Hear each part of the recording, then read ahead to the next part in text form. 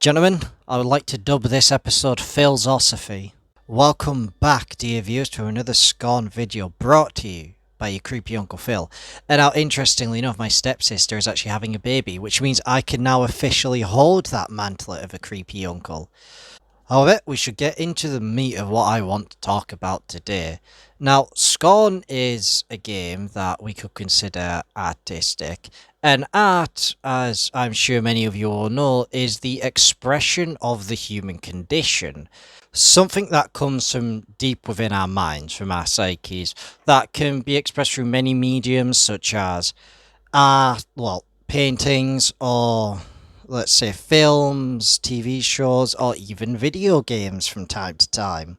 And it is not hard to see how Scorn is a very artistic game, and so we should look at the actual things that it is trying to express by looking at, its inspirations. And Pekla, the director of Ebb Software and whose creative vision Scorn is, has cited a number of inspirations, a number of men who have inspired the works of Scorn. The four main men that I would like to cover who have inspired the works of Scorn are H.R. Giger, Zdzislaw Beksinski, J.G. Ballard, and H.P. Lovecraft. These four are all men who have histories of, usually not being very sociable, for one, and second off, having a history of mental illness. Since I can't imagine that images like this could ever really come from a sane person. I feel it would be appropriate that the first fellow that we should cover today is the primary inspiration for Scorn, Hans Rudi Giger, a Swiss artist who likes to rear his ugly head around quite a lot. H.R. Giger is most notably known for being the fellow that designed the xenomorph and designed the concept of biomechanics, the idea of using living tissue as, mechanical structures, and made all these grotesque and beautiful artworks of it. He was born in 1940 and grew up during the Second World War, as you can imagine. He was primarily surrounded by women during his childhood, as his father was very inaccessible, and this led to, I think, his view on women being these, pure creatures, and men being, all these evil creatures, that you can really see affected in his artwork through, its very harsh sexualization. There is a lot of the female form built into this. Even the very obvious phallic imagery is still built into, somewhat female forms, which is psychotic, mind you. There are no chicks with dicks, only guys with tits. There is an interesting story about H.R. Giger, where he was at the age of 5 and brought to the museum where he saw the mummified body of an Egyptian princess covered in black patches of skin. Supposedly, he was frightened of it and he found it terrifying, yet, weirdly enough, every night since then he would go back to the museum just to sit with that mummy. He had a weird obsession with this idea of black and dark and almost dead flesh. Interestingly enough, Giger was actually very fascinated with psychology. He read the works of Freud and Jung, and I know he was a mentally deficient person, let's say, not entirely there. He had trauma to do with his birth, something to being pulled up by forceps, and had nightmares about it. How I don't know how he remembers that stuff. That in of itself is rather psychotic. And later on in his life, he actually developed an interest in H.P. Lovecraft, someone else who we're going to mention later on, and wrote a book called the Necronomicon, which is actually originally from, of course, Lovecraft's work, The Hound. He was, however, interestingly described as a man who's very interested in things such as the occult and even sexuality, which clearly comes through in his paintings, but never practiced anything like it. Apparently, you couldn't even watch a Second World War documentary where there were real corpses. He, as it states here, he couldn't even eat meat on the bone, and yet he painted them all the time. It's an interesting thing is that he seemed to just paint the deep things that he was afraid of, something about his upbringing and the things he experienced that just made him fear and at the same time adore these sorts of things. And sometimes in his artwork, there is also these like psychotic bits about like seeming like birthing babies, as well as generally demons and such. From what I understood, he was painting his nightmares, things he saw in his dreams, which you will find to be a very common occurrence with a lot of these people. But what is it that we can actually take away from Giga's artwork and what he understood? Well, first off, I think we could take away the concept of sexuality and occultism, right? That it feels like it's almost worshipped in what he does. It's like it twists these like very deep-seated parts of men, like the desire to reproduce is something that most people have, and so it takes that and twists it into these horrific like monsters, something unrecognizable, something that you would be afraid of should you have seen it in real life. Which, I can imagine if you saw a xenomorph in real life, you probably would be pretty terrified. It in of itself does not seem to be worshipping people, though, but rather a worship of the sexual form, right? And it's mixing with technology, with sort of like it doesn't seem more technology, but more, I suppose, architecture, like effigies, sort of thing. Though we'll get back to him, and we're going to move on to Zdzislaw Beksinski, and I hope I'm pronouncing that right. Now, Beksinski was born in Poland in 1929, and for all of those audience members who may not be fully aware of what happened 10 years later, so when Beksinski was the age of 10, Germany invaded Poland and began World War II. So, Zdzislaw Beksinski actually lived most of his life well, I should say he lived his childhood under German occupation of Poland, and if you know anything about German occupation of Poland, it wasn't very nice. And much better yet, when Germany did Operation Barbarossa and then was stamped out by the Soviet Union, he then lived under Soviet occupation, which also wasn't very nice. You can see in some of his art, for example, the like just this decaying people wearing like those old Soviet helmets. Now, Beksinski actually denies any intention behind the meaning of his work, though this probably also comes from the fact that you know communist Poland was extremely restrictive on creative works, as was much of the Warsaw Pact, of which he lived most of his life as Poland stopped being communist during the 1990s, and Beksinski died in about 2005. So, especially due to his denial of, well, what his works is, then we can, I guess, just interpret what like is going on in his little mind through the actual works which he has put out in the world. And should you look at them, what you'll find is a very common theme of death. And yes, a lot of things do look quite like the Holocaust because, well, these were things that he lived through, like mangled bodies and mangled blood and guts. And a lot of this stuff you can see looks quite similar to the red flesh that grows everywhere in Scorn. And rarely but not often, sexuality does sometimes come up in his work.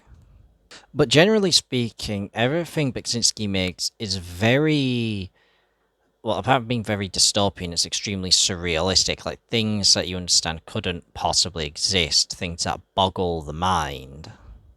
And you can really see where Scorn takes inspiration from a lot of this.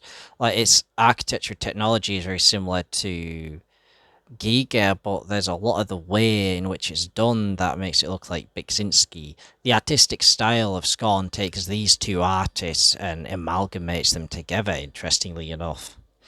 Though a lot of Beksinski's paintings seem to just put forward concepts of despair and death. pretty much. Very nice things that I'm sure we all love to experience. And a lot of his works are simplistic things as well, like a chair or a guy playing a trumpet. Sometimes it's a mouth eating piles of dead bodies, but it's kind of all over the place. But the general theme is everything's deteriorating, and it's just horrifying. Like there wasn't too much of like an idea. It's just more like feelings of sorrow, really. Though the man himself was remarked as having, being a joyful person and having a keen sense of humour. He was a modest and shy person. And you'll find that a lot about these weirdos, that they may do all this psychotic stuff, but he's lovely, really. Though, next I think we should get into J.G. Ballard. Now, J.G. Ballard was... Well, I should say, he's somebody that I'm not familiar with. Everybody else before making this video, I was rather familiar with. However, J.G. Ballard I haven't been. I bring him up as... Pekler described him as having the same potent structures, in the words of J.G. Ballard, as you do H.R. Giger. He was a man that, according to his Wikipedia page, made provocative works of fiction which explored the relations between the human psychology, technology, sex, and mass media, which seems to be an underpinning theme here. Generally speaking, he was an English novelist born in 1930 in Shanghai, which at that time was the Republic of China, not the People's Republic of China. There seems to be this weird, like, thing of all of these people being born around World War II era, which, mind you, isn't going to be true for our last fellow. Most of his genres were dystopian fiction, sometimes satire, science fiction, and transgressive fiction. And transgressive fiction, I think, is important here because that is defined as a genre of literature where the characters feel trapped by social norms and wish to break free from these confines with very unusual, provocative, or illicit manners. Such as, sex, as it were. Some of his books include, deep struggles, such as in The Empire of the Sun, where a young British boy named Jim becomes trapped, he becomes stranded from his parents, separated in Shanghai after the Pearl Harbor attacks, when Japan commits their atrocities on China. Because when we were talking about Zdzislaw Beksinski, if you think the things the Germans did to the Polish were bad, you should see what the Japanese did to the Chinese. You will vomit everywhere. But generally speaking, this seems to be somewhat of a little autobiography. He is also a man, much like Beksinski, who seems to have suffered a rather hard life. Because, needless to say, life in a Japanese internment camp during World War II was not particularly good. And a lot of his works look to be around the concept of finding your own identity. They aren't as weird, really, as many of the other people's works like Beksinski's or Giger's. They aren't as strange as that.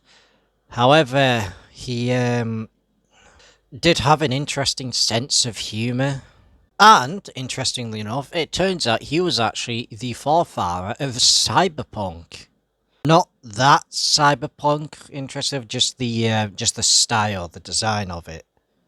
Anyway, the last man that I would like to cover is somebody you're probably more familiar with. I think Giger's probably the most famous here, at least his works. Actually, no, I'd say this. I'd say H.P. Lovecraft. His work is probably the most famous. You may know him from being the guy who made Call of Cthulhu. His cat had a really funny name, and he was such a gamer that the Ku Klux Klan told them to stop supporting him because he was so racist that he made even them look bad. Which is one hell of a statement. And some of Lovecraft's most famous work is, Call of Cthulhu, The Dunwich Horror, The Mountains of Madness, Dagon, The Shadow over Innsmouth, all that sort of stuff, right? Uh, the Hound as well, which is what the Necronomicon is originally from. Now, I will also say that the King in Yellow gets wrongly attributed to Lovecraft. That was actually written by Robert W. Chambers quite a long time before Lovecraft was even born. However, it did serve as one of Lovecraft's inspirations, in fact.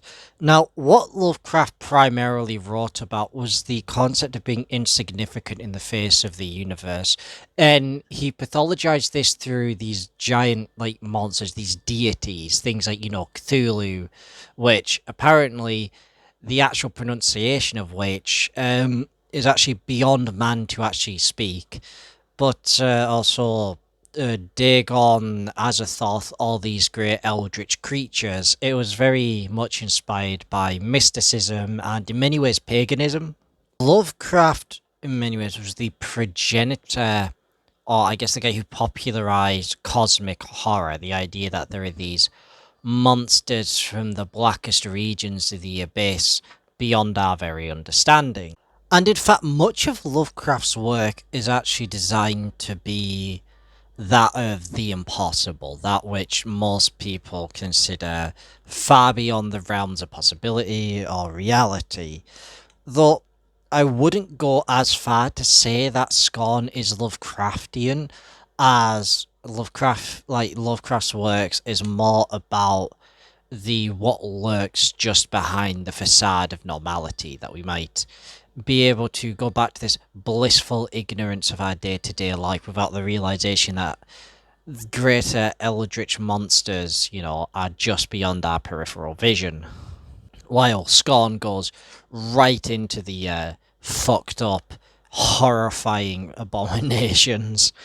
Like, there are a lot of clearly there's a lot of Lovecraft inspiration, but given how Lovecraft deals with the idea of, I want to say, subtlety, like Lovecraft's work done right is very subtle, and so of course we won't get to see much of that until we play the actual game. But how does the philosophies of all of these men go into actually inspiring a game like Scorn? Well, I've had quite a while to think about this. I've been thinking about this for a while, and I'd like to share with you what my understanding of this actually is. And I'll make a redo of this video when the game actually comes out to look deeper into their philosophies.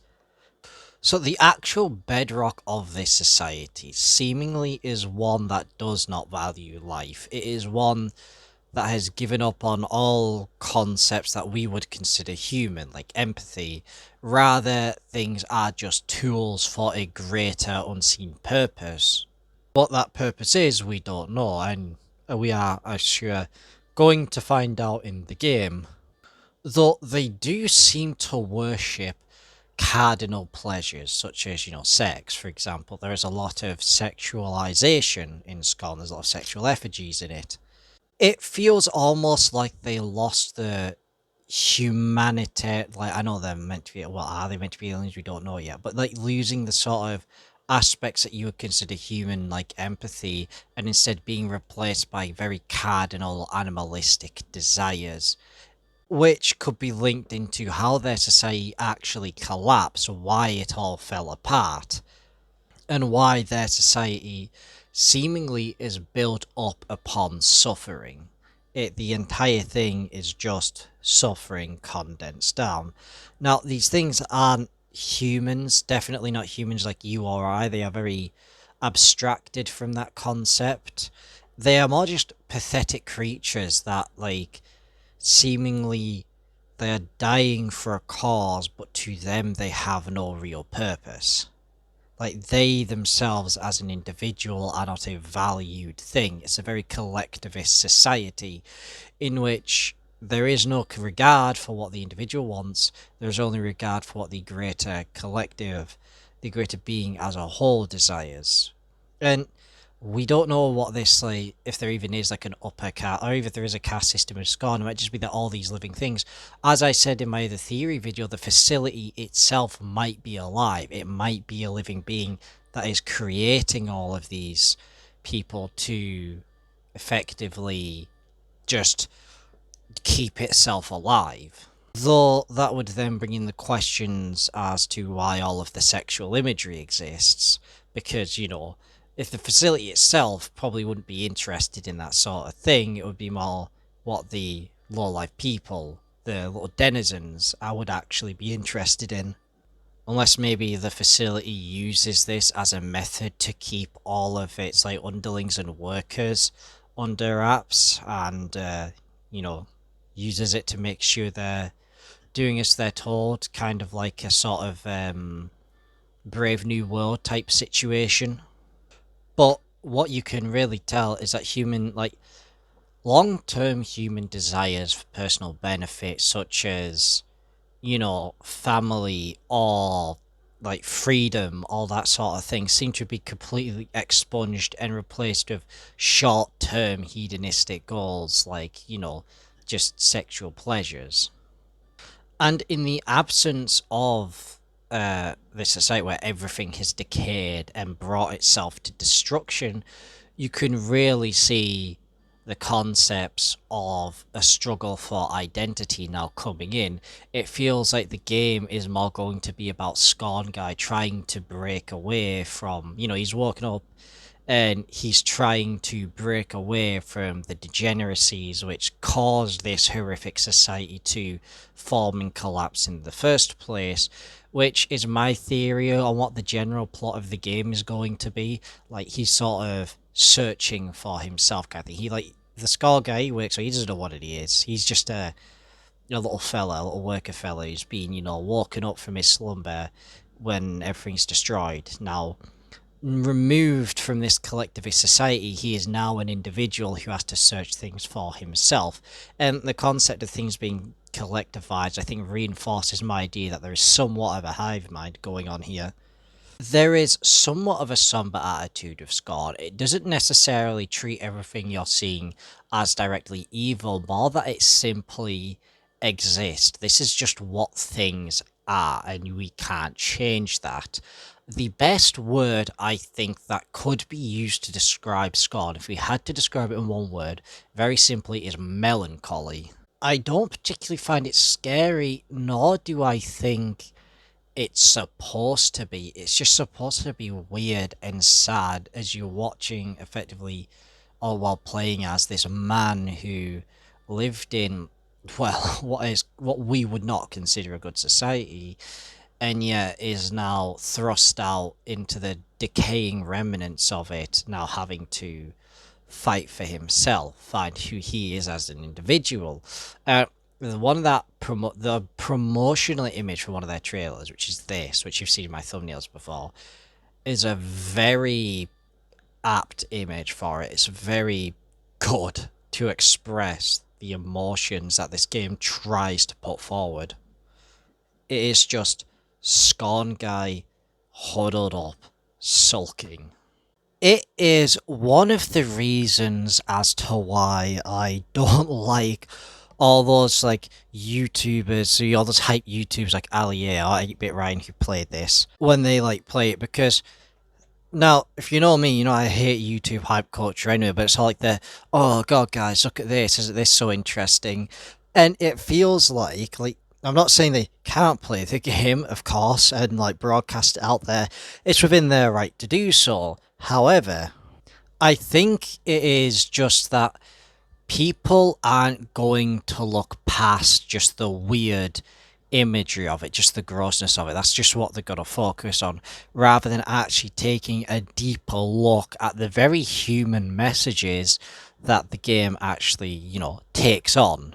Pekla hasn't been secretive that it's a very artistic game that tries to put forward these sorts of messages, and I feel like the game should not necessarily be treated with respect, because it might be shit, we don't know yet, but treat with at least a level of understanding of what it is trying to do. Though this comes with the caveat that it does have to be a good game. Which is why I'm not entirely fearful that all the reviews for this are going to be good, because it feels like people are just going to entirely miss the point in understanding of what this game's supposed to be. They just look at it as a gross puzzle game, rather than thinking that, you should probably take a moment to look at things and think about how did we get here, is a good question that I think Scorn has. And since I don't trust YouTubers to do this, since I hate the shit out of most big YouTubers, I'm going to do it myself, in fact. Which is why I'm here, making all these videos for you dear viewers, where I actually take a deep depth analysis into these things. I would like to say, however, that there is some very, very good news that's come out with Scorn, right? As I checked my notifications today, one of my dear viewers, and you people better be happy about me calling you dear viewers, I was originally going to start calling you people the Flanagang. Yes, ironic cringe is, you're going to get a lot of that on my channel.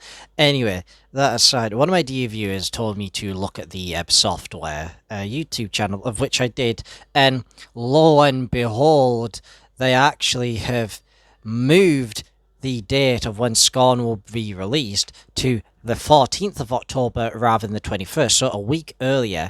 Now, if you don't understand the significance of this, Ebb Software has had a massive problem meeting deadlines and being able to get things out on time. Scorn was originally supposed to come out in 2017. That was 7 years ago. No, fuck off. No, it wasn't 7 years ago. It was 5 years ago. Sorry, my math is all wrong.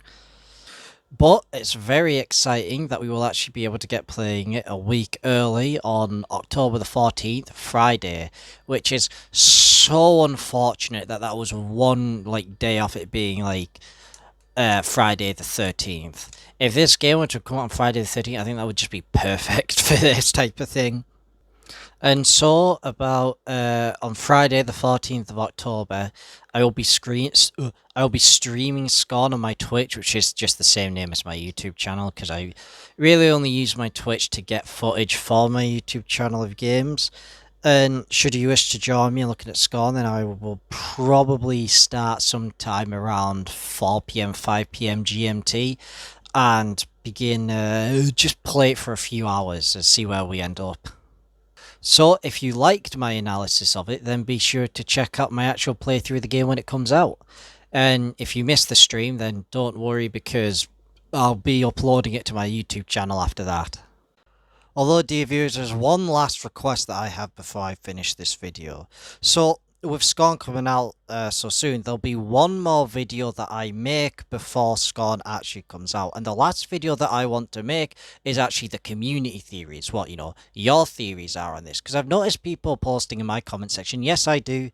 I do look at the comment section. I do, I see all that you say, because, I don't usually get that much comments anyway. And I want to get what your theories on Scorn are, and I want to make a video, where I go over them and discuss them, and we'll see how valid they are. I thought it'd be appropriate with it coming out so soon, because, well, it sees how many of us will be right or wrong. So, if you have your theories on any aspects of Scorn, generally speaking what the story is going to be, what you may even like to see, then please be sure to put them in the comment section, and I'll put them in my next video on Scorn, which should be sometime next week. Until then, dear viewers, I hope you have a great day, and I'll catch you next time.